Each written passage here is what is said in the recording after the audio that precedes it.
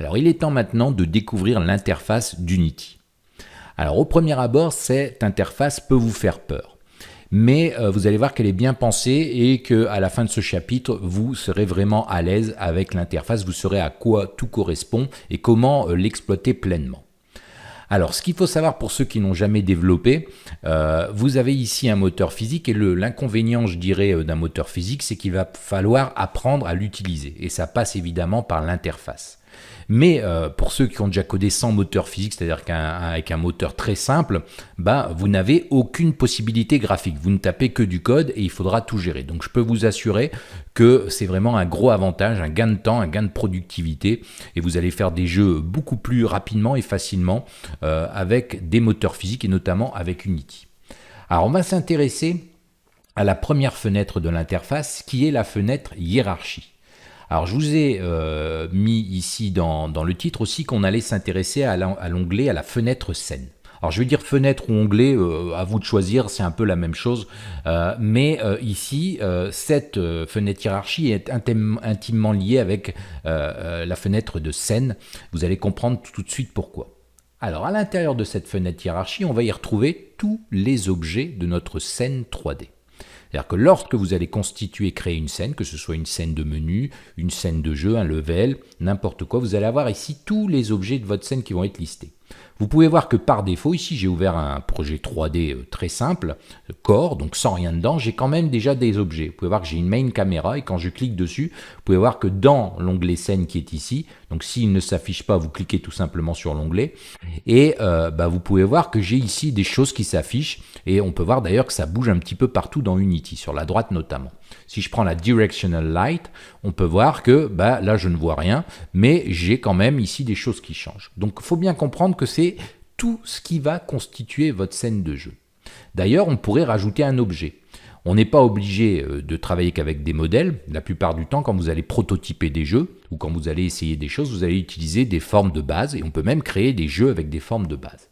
Donc pour ça, vous pouvez cliquer ici sur le petit plus et vous avez ici un menu avec plein de possibilités et vous allez dans 3D Object et vous pouvez voir que vous avez ici tout ce qu'on appelle les formes primitives d'objets 3D.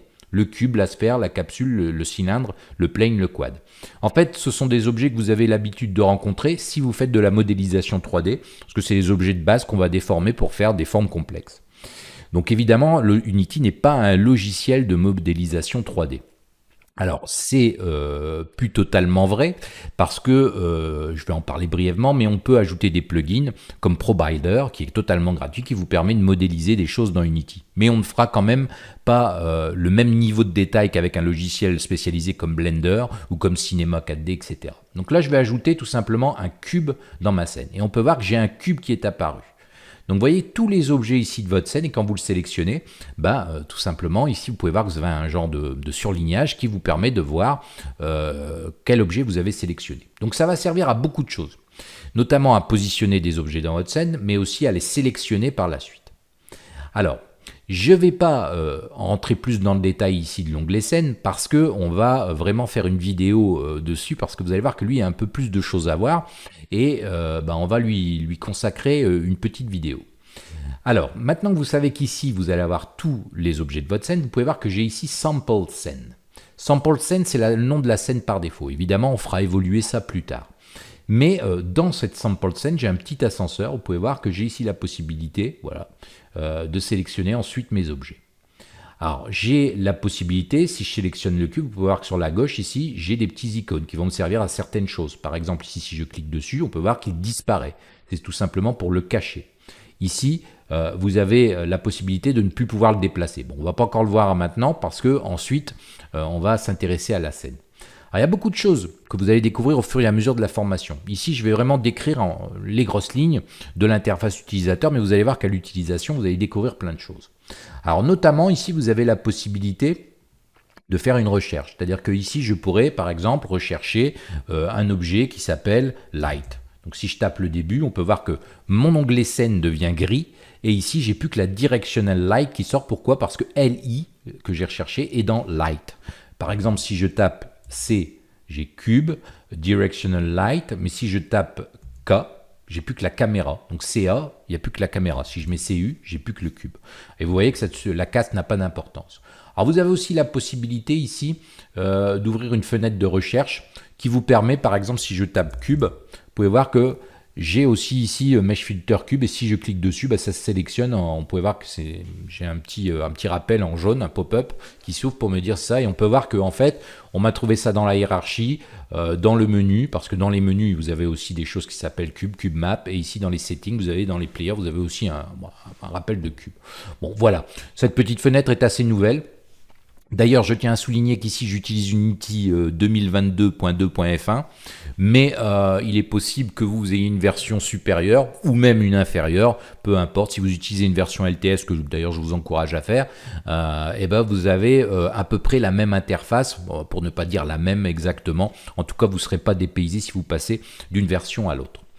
Alors, voilà ce qu'il y a à dire. Vous avez ici aussi des petits menus sur chaque fenêtre qui vont constituer des raccourcis. Vous pouvez voir ici, j'ai Save Scene, Save Scene As. En fait, ça revient au même de faire fichier, Save, Save As. Voilà, vous avez beaucoup de raccourcis. De la même manière que le petit plus qui est là, avec tous les objets que je peux insérer dans ma scène, je vais tout simplement le retrouver ici dans Game Object, 3D Object. Vous pouvez voir que j'ai le cube aussi qui est là.